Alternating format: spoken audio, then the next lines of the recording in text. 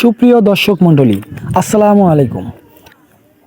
আমরা সবাই জানি যে বাংলাদেশে এখন রাসেল ভাইপার সাপটি নিয়ে বা রাসেল ভাইপার একটি নাম, একটা আতঙ্ক বাংলাদেশের যে 2019-20 সালে আমাদের যেমন করোনা ভাইরাস বাংলাদেশে একটি বিপজ্জনক নাম ছিল, এখন বাংলাদেশে রাসেল ভাইপার ঠিক সেরকম বিপজ্জনক একটি নাম হয়ে দাঁড়াইছে।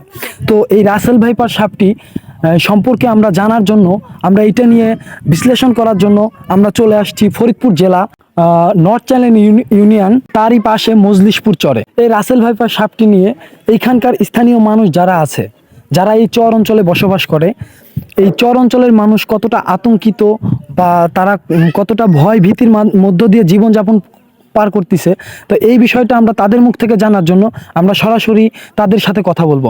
আসেন, আমরা এখন এইখানকার স্থানীয় এক মুরব্বী চাচার কাছ থেকে শুনবো তারা রাসেল ভাইপার সাপটি নিয়ে কতটা আতঙ্কিত আর কিভাবে জীবনযাপন করছে। আসসালামু আলাইকুম কাকা। ওয়ালাইকুম আসসালাম। আমার নাম মোহাম্মদ হারুন। আমি চরে অনেক জমি চাষ করি।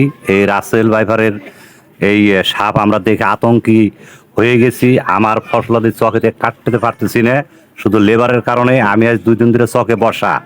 আজও আমার সামনে দিয়ে আমার এক ভাই, সে ভয় পাইছে, তার সামনে দিয়ে এই রাসেল ভাইপার সাপ রাস্তা ড্যামানোর সময় গরম বালি পেচ্ছে, ও তখন লাভ দিছে। আমার ওই ভাই সাপটাকে মারতে পারে না, সে জঙ্গল মধ্যে লুকিয়ে গেল। আমরা অনেকেই আতঙ্কিত, আমরা এখানে বসা। আমরা এখন কি করব, আমরা চিন্তা ভাবনায় খুবই অবস্থা আমাদের খারাপ। আমরা ফসল কাটতে পারতেছি না, নিতে পারতেছি না। এখন আমাদের পেটে নাই ভাত, শুধু আমাদের মাথায় হাত। এখন পুরো অঙ্কে যারা বিশেষজ্ঞ যারা আছেন, তারা আমাদের কোন পরামর্শ দিবেন, কি করবেন, আমরা কোন পথে যাব, আমাদের একটা সুপরামর্শ আমাদের দেন। আমরা এটা সেই লাইনে আমরা একটু চিন্তা ভাবনা করে চলাফেরা করি। এই বলে আমার বক্তব্য। সুপ্রিয় দর্শক মণ্ডলী, আপনারা দেখতে পারলেন যে এইখানকার স্থানীয় এক মুরব্বী চাচা, সে বলল যে তারা খুব আতঙ্কিত। আজও দুপুরবেলা নাকি তাদের সামনে একটা রাসেল ভাইপার সাপ দেখা গেছে। তো এখন আমরা আরো কিছু মানুষের কাছ থেকে বক্তব্য নেওয়ার চেষ্টা করব যে তার মতো তারাও কি সেম ভাবে জীবনযাপন করতেছে কিনা। রাসেল ভাইপার সাপটি নিয়ে আপনি কিছু বলতে চান? হ্যাঁ, আমরা মাঠের মধ্যে আছি, খুব বাতাবতে ভাঙছে, মনে করেন যে এখন ভাঙে ভুই পরিষ্কার করছি। এই সাপের ভয় তখন ফসল জমাইছি, আমরা মনে করেন যে ফসলগুনি কাটতে পারতেছি না, লোকজন পাইতেছি না, ফসলগুন মনে ঘুরতে গুনি দান পড়তেছে, পানির মধ্যে যাইতেছে। এই ভয়তে মনে কেবল মনে করেন আমরা চকতে বেড়াই, হোসেন ভাই দোকানে আসি আর কি, আমরা বসে এসব জিনিস কবল আর কি করতেছি। খুব আতঙ্কের ভেতরে আমরা আছি আর কি। রাসেল ভাইপার সাপটি কতটা ভয়ানক এবং আতঙ্কজনক সাপ, তো এই বিষয়ে আমরা একজন ভদ্রলোকের সাথে কথা বলবো। তো চলেন আমরা ভদ্রলোকের সাথে কথা বলবো। আসসালামু আলাইকুম। আমি আপনার কাছ থেকে জানতে চাচ্ছি যে রাসেল ভাইপার সাপটি নিয়ে এই চর অঞ্চলের মানুষ যে কি ভয় ভীতি বা কি রকম আতঙ্কিত, এই বিষয়ে যদি আপনি কিছু বলতেন আমাদের। ধন্যবাদ। আমি ঢাকাতে বিজনেস করি। আমি কুরবানি ঈদে দেশে আসলাম। দেশে আসার পরে আমি শুনতে পারলাম ইতিমধ্যে আমাদের গ্রাম, আমাদের নর্থ চ্যানেল ইউনিয়ন থেকে প্রায় 3 থেকে 4 জন লোক রাসেল ভাইপার্সের দংশনে মারা গিয়েছে, এবং কি ঈদের 3য় দিন আমরা 3টা সাপ উদ্ধার করেছি, এবং কি এই সাপগুলা যাকে দংশন করে সে বাঁচতে পারে না।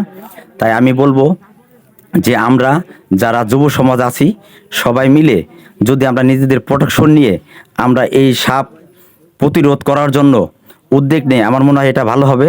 এবং কি এলাকার যারা গণ্যমান্য ব্যক্তি আছেন, তারা সকলে মিলে যদি যুবক ছেলেদের দিয়ে তাদের প্রোটেকশন নিয়ে এই সাপ প্রতিরোধ করার জন্য প্রতিরোধ গড়ে তোলেন, তাহলে আমাদের এই চর অঞ্চল এবং কি ফরিদপুরবাসীকে সবাই বাঁচানো যাবে।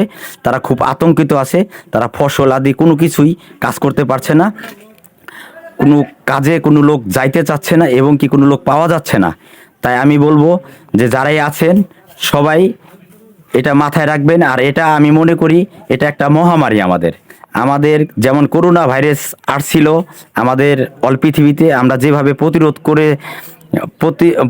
করে এটাকে সরিয়ে দিয়েছি, আমরা এই করোনা ভাইরাসের মতো এই মহামারীটাকে যদি আমরা সুন্দর করে সবাই প্রতিরোধ করতে পারি, তাহলে আমাদের এই ফরিদপুরবাসী এবং আমাদের বাংলাদেশ বেঁচে যাবে। শুনছি এই সাপ শুধু বাচ্চাই দেয় এবং কি ডিম পারে না, তাই সাপগুলো অতি তাড়াতাড়ি বেড়ে যাচ্ছে। বেড়ে যাওয়ার কারণে আতঙ্কতে আছে এবং কি খুব ভয়ে আছে। মানুষ খুবই কষ্টে দিন কাটাচ্ছে। তাই আমরা চাচ্ছি যে সবাই মিলে আমরা এটাকে প্রতিরোধ গড়ে তুলি। ধন্যবাদ গ্রামের অনুসন্ধান চ্যানেলকে।